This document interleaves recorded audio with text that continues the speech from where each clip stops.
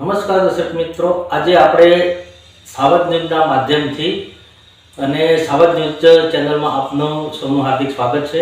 આજે આપણે ગુજરાતની અંદર ઓબીસી વર્ગીકરણના જે ગુજરાતના વિવિધ જિલ્લા તાલુકાઓની અંદર એક ઠાકોર સમાજ દ્વારા આવેદનપત્રો આપવામાં આવી રહ્યા છે અને ઓબીસી વર્ગીકરણ માટેની જે માંગ કરવામાં આવી છે કે ભાઈ અમને પણ ઓબીસી વર્ગીકરણના એના જે લાભો મળતા હોય એ અમને આપવામાં આવે.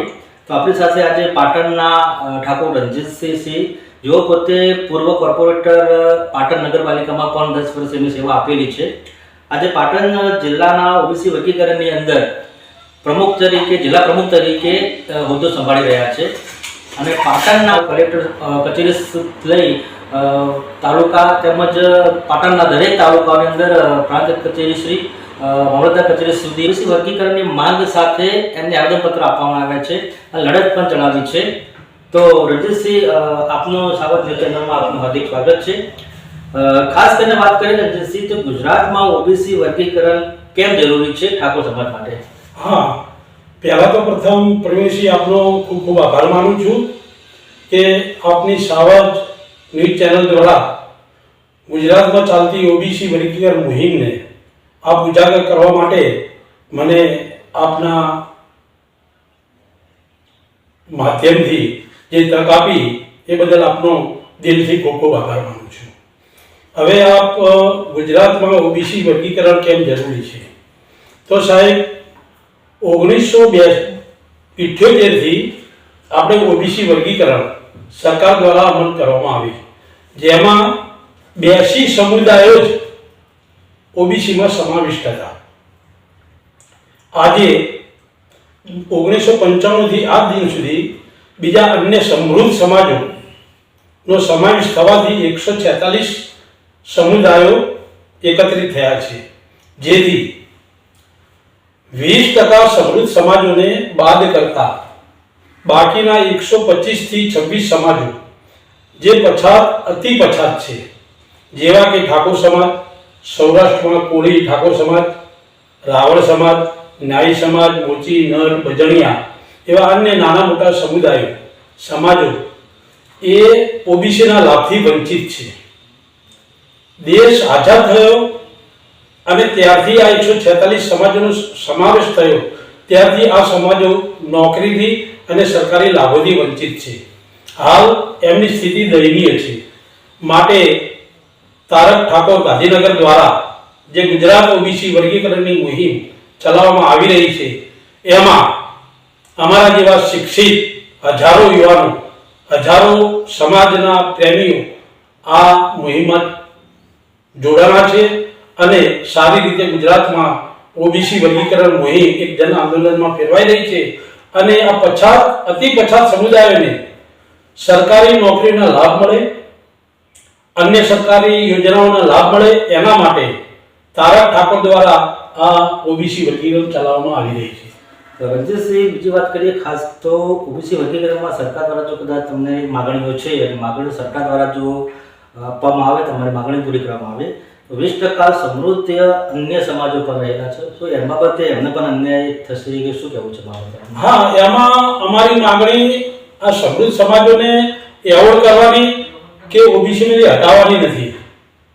સાહેબ, ઓબીસીમાં 27% અનામત છે, એમાં આ અતિ પછાત સમાજને 20% ફાળવવામાં આવે અને 7% આ સમૃદ્ધ સમાજોને આપવામાં આવે. અમે સમૃદ્ધ સમાજોને એવોર્ડ કરતા નથી, એમનો અમે વિરોધ નથી કરતા, એમને સરકારે જે આપી શકે છે, પણ ઓબીસી સમાજને આ 27 માંથી 20% એટલે કે 2 મેરિટ, જેમ ઈડબ્લ્યુએસમાં 2 મેરિટ હાલ અમલમાં છે, એવી રીતે ઓબીસીમાં 2 મેરિટ અમલમાં આવે એવી અમારી ભારપૂર્વક સરકાર સામે માગણી છે.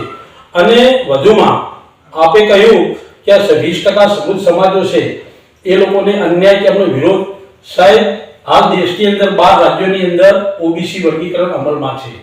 50 વર્ષથી બિહારમાં ઓબીસી વર્ગીકરણ અમલમાં છે.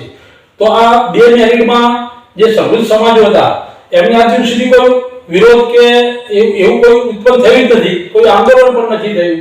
એટલે ગુજરાતમાં આ પ્રશ્ન સ્થાને છે. કેમ કે 20% આ પછાત સમાજોને લાભ મળવાનો છે, 7% સમૃદ્ધ સમાજોને લાભ મળવાનો છે. હવે ઓબીસી માં ટકાવારી આપણે સાહેબ ગણીએ તો એમની ટકાવારી પ્રમાણે એમને 7% પણ વધુ અનામત એમને લાભ મળે. તો વિરોધનો કોઈ અવકાશ નથી. એ અસ્થાનેની વાત છે, આ એક ઉપજાવેલી વાત છે. એટલે આ જે મુહિમનો સાચો અર્થ કાયદાકીય માગણી છે, બંધારણીય જોગવાઈ છે. 1992 માં શાહની સુપ્રીમ કોર્ટનું જજમેન્ટ છે કે ઓબીસી વર્ગીકરણ એ બંધારણીય છે, તો આ મળવાપાત્ર છે. એટલે કોઈ વિરોધ જેવી કોઈ વસ્તુ છે નહીં. રંજનસિંહ, આપણે વાત કરી છે કે વિરોધમાં કોઈ સમાજો તમારા જે વર્ગીકરણની માંગ છે ઓબીસી વર્ગમાં તો રહેશે નહીં. ગુજરાત સરકાર ઓબીસી વર્ગીકરણને અમલમાં લાવશે કે કેમ? કારણ કે આજે ગુજરાતની અંદર જે સમાજના ક્ષત્રિય ઠાકોર સમાજના એક ટકાવારી કરવા જાય તો મોટી ટકાવારી છે. સાથે સાથે ધારાસભ્યો પણ સમાજના ઘણા છે હાલના સમયની અંદર જે ચાલુ સરકારમાં છે.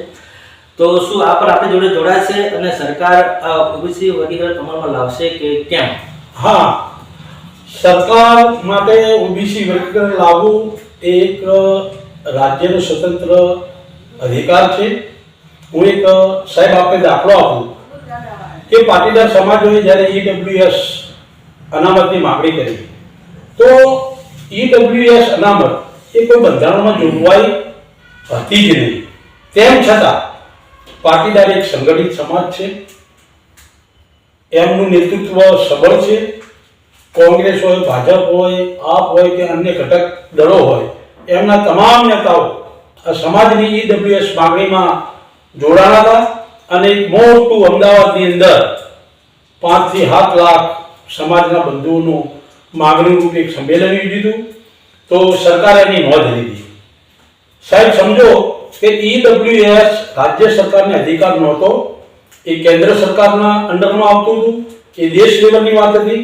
તેમ છતાં સરકારે ફટાફટ એની દરખાસ્ત કેન્દ્રમાં મોકલી આપી રાજ્ય સરકારે, અને દેશની અંદર રાજ્યસભા, લોકસભા એની અંદર ફટાફટ મંજૂર થઈ ગયું અને 30 દિવસની અંદર પેપરમાં જાહેરાત આવી કે ઈડબ્લ્યુએસ 10% અનામત આખા દેશમાં અમલવારી થઈ. ત્યારે એના સમકક્ષ જો આ ઓબીસીની વાત સાહેબ આપણે કરી કે સરકાર આપશે કે કેમ, હવે ઓબીસી એ અમને 27% આપવાનો અધિકાર સંવિધાનમાં છે.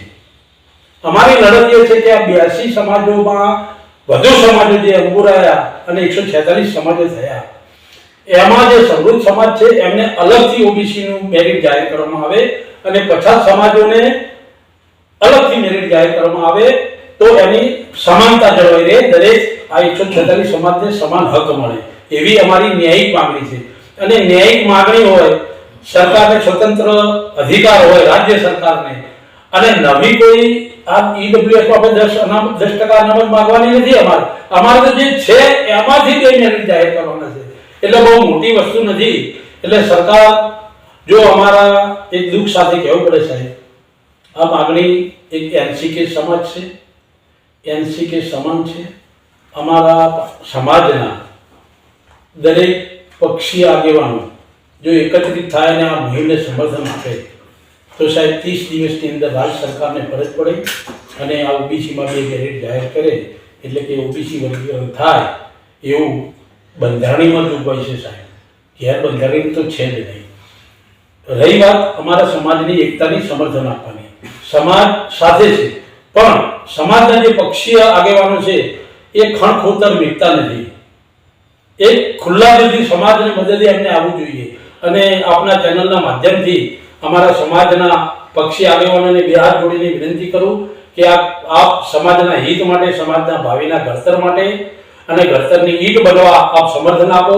અને પ્રજા તમારા જે ટેકેદારો છે એમને ખુલ્લો આહવાન કરો કે ઓબીસી વર્ગીકરણને સમર્થન આપો. તો ચોક્કસથી સાહેબ અમે આ 1 કે 2 માસની અંદર આ ઓબીસીમાં 2 મેરિટ એટલે કે વર્ગીકરણ સરકાર અમલમાં મૂકે એવું ભારપૂર્વક અમે કહીએ છીએ.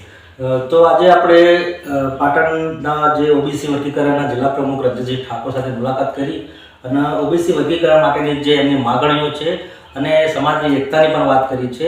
હવે આવનાર સમયમાં ગુજરાત સરકાર કેવા એમની માંગ પૂરી કરશે કે શું, એ તો હવે આવનાર સમયમાં